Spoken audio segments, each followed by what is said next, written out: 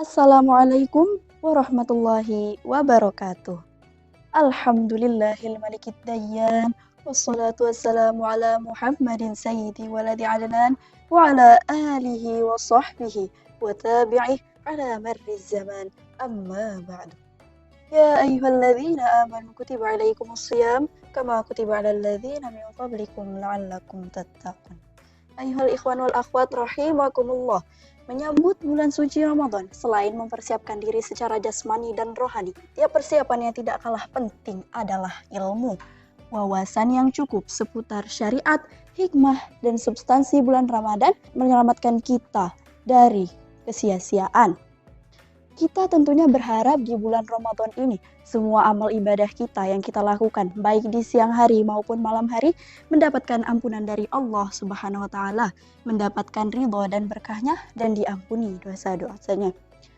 Ma'asyiral muslimin wal muslimat rahimakumullah. Ibadah puasa memiliki keistimewaan yang berbeda dengan ibadah lainnya, sebagaimana Rasulullah SAW bersabda, "Kullu amali bani Adam yudha'af al-hasanah asyaru amsalihha ila sab'imi'ah di'fun." Qala Allahu azza wa jalla, "Illa as-shawm fa innahu li wa ana ajzi bih. Yada'u syahwatah wa ta'amah min ajli." Setiap amal baik anak Adam dilipat gandakan pahalanya. Satu kebaikan dibalasnya adalah 10 kali lipat hingga 700 kali lipat.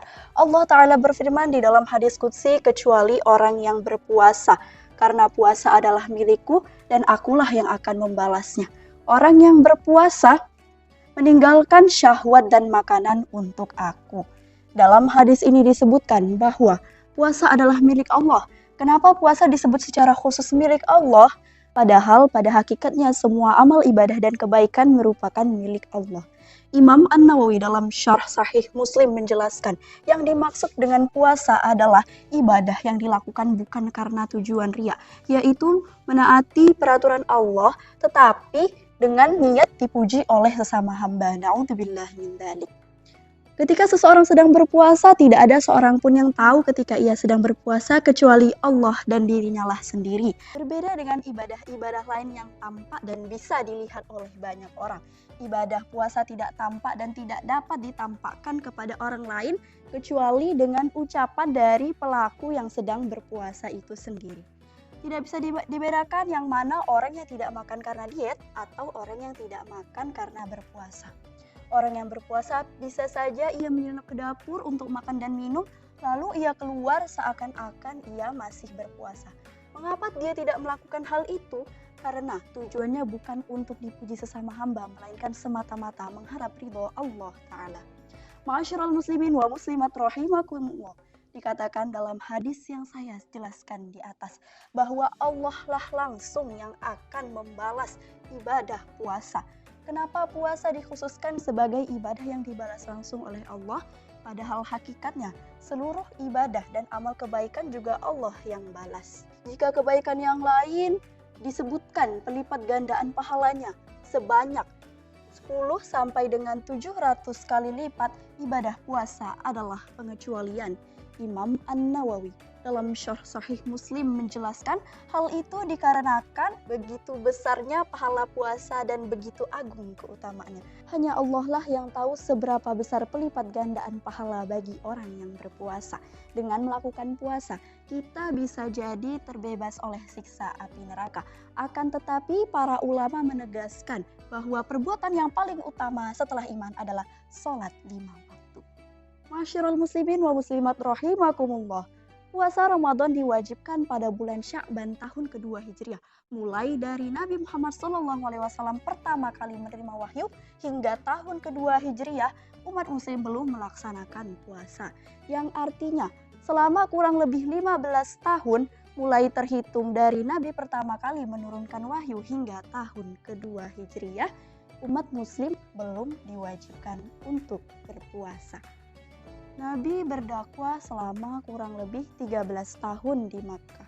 Lalu ia diperintahkan untuk berhijrah di Madinah.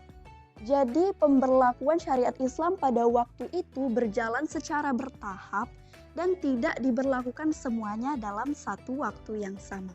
Sebelum wafatnya, Rasulullah SAW sudah pernah berpuasa sebanyak 9 kali bulan Ramadan.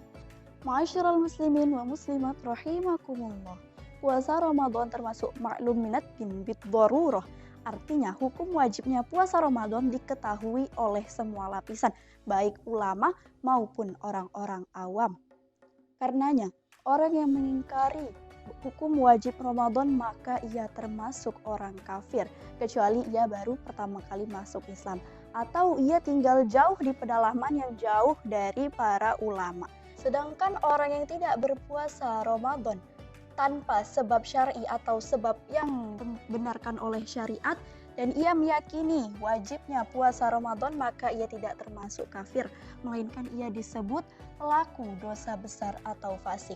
Ia diwajibkan untuk mengqadha atau mengganti puasa yang ia tinggalkan itu. Ma'asyiral muslimin wa muslimat rahimakumullah. Sebelum kita melakukan perkara apapun, termasuk puasa Ramadan, maka kita diwajibkan untuk mengetahui ilmunya.